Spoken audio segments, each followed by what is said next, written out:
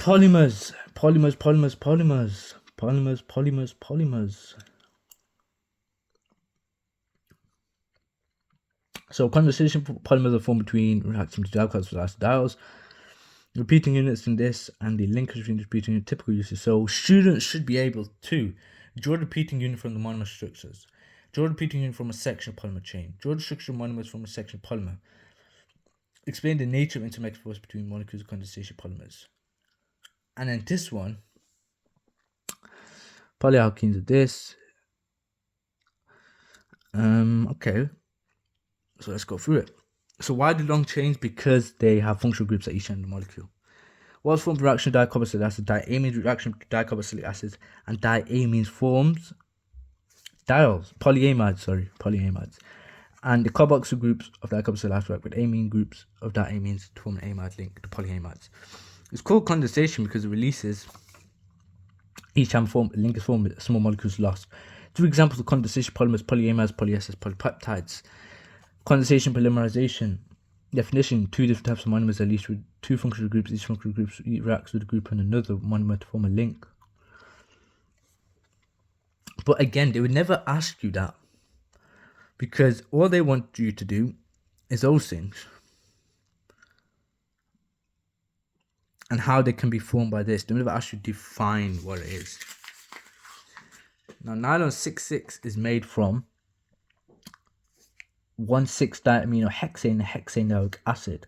Two use of nylon 6,6 clothing, airbags, and parachutes. And nylon 6 polyamide. So made from 1,6-diaminohexane and hexanoic acid. Kevlar is made from 1,4-diaminobenzene and benzene 1,4-dicarboxylic acid. Bulletproof vest, car tires, and again Kevlar is a polyamide. They form polyesters. Yep, and polymers are joined by ester links of polyesters. Terylene is formed by benzene 1,4-dicarboxylic acid and ethane 1,2-diol. Plastic bottles, sheets, and sails. Can be reversed by hydrolysis, so water molecules added back in and links are broken, and they produce the original monomers. Condensation polymers are stronger than addition polymers because they're made up of chains containing polar bonds, permanent dipole force, hydrogen bonds between polymer chains.